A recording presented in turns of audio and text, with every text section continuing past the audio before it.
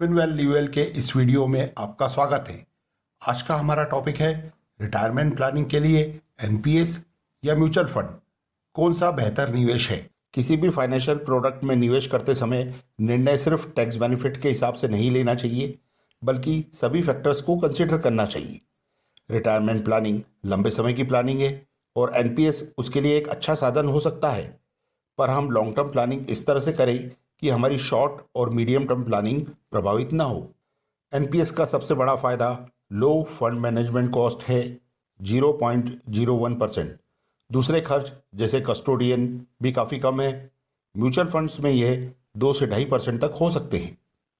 लंबे समय में सिर्फ 2% एक्स्ट्रा रिटर्न आपको 50 लाख से 1 करोड़ तक एडिशनल बेनिफिट दे सकता है। सही निर्णय के लिए हमें आवश्यकताओं को और फाइनेंशियल प्रोडक्ट्स को समझकर निर्णय लेना चाहिए। एनपीएस एक रिटायरमेंट प्लानिंग के लिए बना फाइनेंशियल प्रोडक्ट है, जिसे 2004 में भारत सरकार ने सरकारी कर्मचारियों के लिए शुरू किया था। बाद में इसे हर किसी के लिए खोल दिया था। इसमें एनआरआई भी निवेश कर सकते हैं। इसमें नेशनलाइज बैंक या ऑनलाइन भी निवेश किया जा सकता है। इसे PFRDA pension fund regulatory and development authority द्वारा रेगुलेट किया जाता है। गवर्नमेंट सेक्टर के fund manager SBI, Star, Union, HDFC, ICICI और एलआईसी है, और प्राइवेट सेक्टर के LIC, SBI, UTI, Kotak, Birla Sun Life और आईसीआईसीआई है। एनपीएस में 2 तरह के अकाउंट होते हैं। पहला टीयर 1, इसका उद्देश्य रिटायरमेंट के बाद पेंशन के लिए एक अच्छा कॉर्पस इकट्ठा करना है। 60 वर्ष के पहले पैसा नहीं निकाल सकते और 60 वर्ष के बाद सिर्फ 60% ही निकाल सकते हैं। दूसरा टीयर 2, इसे टीयर 1 में अकाउंट खोलकर ही शुरू कर सकते हैं। इसका उद्देश्य शॉर्ट टर्म या मीडियम टर्म के लिए पैसा पार्क करना है। इसमें 2 इन्वेस्टमेंट ऑप्शंस है।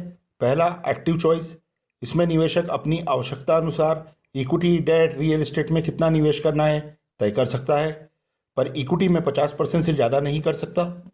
दूसरा, अगर निवेशक कोई इन्वेस्टमेंट ऑप्शन नहीं चुनता तो उसका निवेश उसकी उम्र के हिसाब से 3 लाइफ साइकिल फंड में कर दिया जाएगा। इक्विटी में 75% से ज़्यादा नहीं होगा और उम्र बढ़ने पर कम किया जाएगा। इन्हें बदला भी जा सकता है। लिक्विडिटी, पार्शियल विड्रॉल 3 वर्ष बाद ही संभव है, वो भी सिर्फ 25% किसी गंभीर बीमारी, बच्चों की शिक्षा, बच्चों की शादी या घर बनाने के लिए। जो पैसा निकालेंगे वह टैक्स फ्री होता है। प्रीमेच्योर विड्रॉल 10 वर्ष बाद ही संभव है। टैक्स रिबेट, सेल्फ एम्प्लॉयड के लिए अंडर सेक्शन 80CCD1 1.5 लाख रुपए तक और ग्रॉस इनकम का 20%। सैलरीड पर्सन के लिए 80CCD1 10% ऑफ द सैलरी और 1.5 लाख रुपए तक।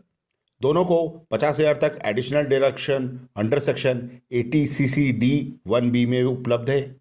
टोटल डिडक्शन एनपीएस में 2 लाख तक मिल सकता है।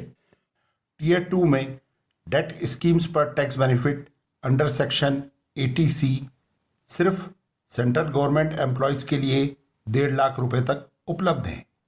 इस पर 3 साल का लॉक इन होता है, पर प्राइवेट सेक्टर एम्प्लॉयज़ के लिए कोई भी टैक्स बेनिफिट अवेलेबल नहीं है। आप चाहे तो 70 वर्ष की उम्र तक निवेश कर सकते हैं या 70 वर्ष बाद 60% पैसा निकाल सकते हैं, जो टैक्स फ्री है। 40% की एन्युटी करनी होगी। कई तरह की एन्युटी उपलब्ध है, जैसे ज़्यादा पेंशन और नॉमिनी के लिए कुछ नहीं, या कम पेंशन और नॉमिनी के लिए कुछ अमाउंट। एन्युटी के लिए कई लाइफ इंश्योरेंस कंपनी को ऑथराइज किया है। वे है SBI, Star, Union, HDFC, ICICI और एलआईसी। एनपीएस और म्यूचुअल फंड दोनों का पिछले 5 वर्षों के परफॉर्मेंस का एनालिसिस करें तो हम ये पाएंगे। NPS tier 1 equity plan 14 to 16%, government bonds 9 to 11%, corporate debt 9 to 10%। Tier 2 equity plan 14 to 16%, government bond 9 to 11%, corporate debt 9 to 10%। Mutual funds के मल्टीकैप फंड के रिटर्न 16 से 20%, एग्रेसिव हाइब्रिड फंड के रिटर्न्स 14 to 16% और conservative hybrid funds के return 9 to 11%। Mutual funds के लो duration के 1 वर्ष के रिटर्न 6 से 9% और लॉन्ग ड्यूरेशन फंड के 3 वर्ष के रिटर्न 9 से 10% है।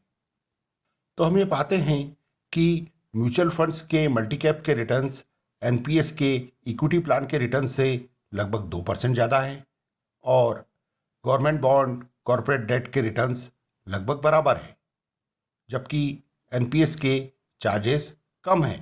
म्यूचुअल फंड्स के इक्विटी फंड्स में इक्विटी पोर्शन 95% से ज़्यादा होता है, इसलिए लॉन्ग टर्म में म्यूचुअल फंड्स में इक्विटी के रिटर्न्स ज़्यादा होने की उम्मीद है बजाय एनपीएस के इक्विटी फंड्स के। म्यूचुअल फंड्स में पैसा निकालने की फ्लेक्सिबिलिटी भी है। एनपीएस में 60 वर्ष बाद सिर्फ 60% पैसा ही निकाल सकते हैं, 40% की एन्युइटी करनी पड़ती है जो कि कम ब्याज दर पे होती है, जिससे इन्फ्लेशन को बीट नहीं किया जा सकता।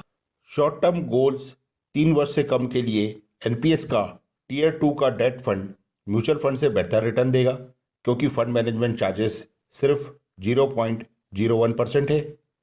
3 वर्षों से ज़्यादा के लिए म्यूचुअल फंड्स के डेट फंड्स ज़्यादा फायदेमंद होंगे, क्योंकि इसमें लॉन्ग टर्म कैपिटल गेन का टैक्स बेनिफिट मिलेगा। पर एनपीएस एंडोमेंट प्लान पीपीएफ से बेहतर रिटर्न दे सकता है। म्यूचुअल फंड्स में रेगुलर निवेशित रहना काफ़ी मुश्किल होता है।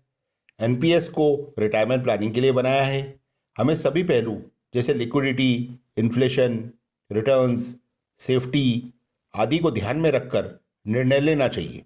धन्यवाद।